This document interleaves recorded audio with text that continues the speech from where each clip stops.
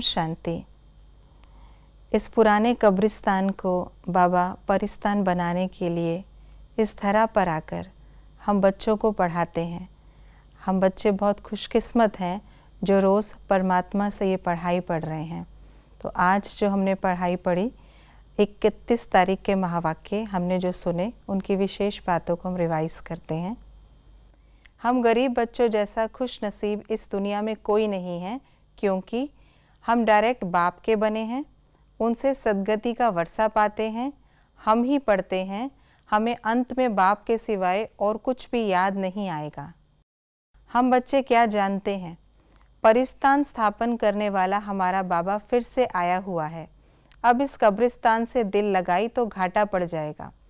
इस दुनिया का नाम नर्क है। भल कोई कितने भी करोड़पति हैं लेकिन दुखी हैं। उन तीर्थों पर जाने से कुछ मिलता नहीं है। हमें सारे चक्र का मालूम है। भारत कितना सुंदर था, अभी ड्रामा प्लान अनुसार तमो प्रधान बनना ही है। हम बाप से वर्षा ले रहे हैं। बाप हमको पतित से पावन बनाते हैं। हम बाप से सुख और शांति का वर्षा ले रहे हैं। दुनिया के मनुष्य क्या नहीं जानते हैं? हम सब वास्तव में शांति धाम के रहने वाले हैं। हम आत्माएं शांति धाम में शांत में रहती हैं, फिर यहाँ आती हैं पाठ बजाने। सतयुग पावन दुनिया, कलयुग पतित दुनिया है। सुख शांति किसको कहा जाता है? भगवान है हेवनली गॉड फादर, हेवन स्थापन करने वाला। बाप भारत में आते हैं। देवी देवता धर्म की स्थापना संगम पर होती है, सतयुग में नहीं। भारत में लक्ष्मी नारायण का राज्य था। इन्होंने ये राज्य कैसे पाया? सतयुग त्रेता है सुखधाम, फिर दुखधाम कैसे होता है? सबको कब्र दाखिल होना है, पुरानी चीज़ कब्र दाखिल होती है। बाप हम बच्चों को क्या कहते हैं? शांति धाम को याद करो, मुझे याद करो तो वर्षा मिलेगा। अभी बेहद के बाप से तुमको ज्ञान रत्नों का खजाना मिलता है। यह मेले जन्म जन्मांतर करते आए, इनसे वापस अपने घर कोई जा नहीं सकता। आत्मा जब पवित्र बने तब घर जा सके। आयुष्मान भव, धनवान भव। अभी हम बच्चों की बुद्धि में क्या है? बेहद का बाप हमको सृष्टि के आदि मध्य अंत का राज समझाते हैं। हम सब एक बाप की संतान हैं, तो फिर दुख क्यों होना चाहिए? ये जो हम धंधा आदि करते हैं ये सब थोड़े समय के लिए है।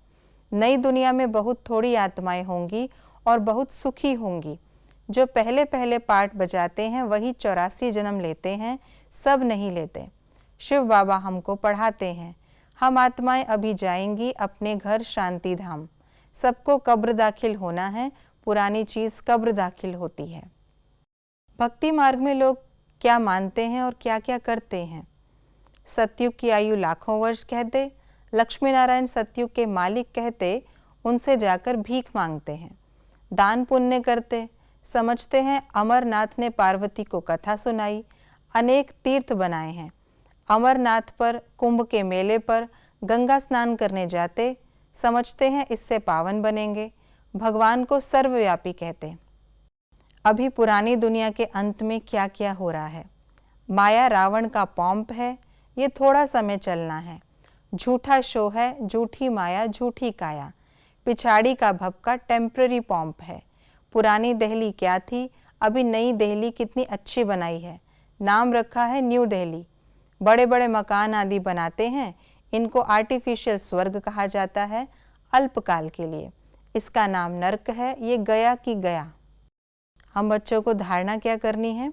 स्वयं रिफ्रेश रहकर औरों को रिफ्रेश करने के लिए बाप और वर्षे की याद में रहना है और सबको याद दिलाना है।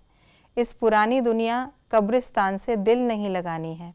शांति धाम सुख धाम को याद करना है, स्वयं को देवता बनने के लायक बनाना है।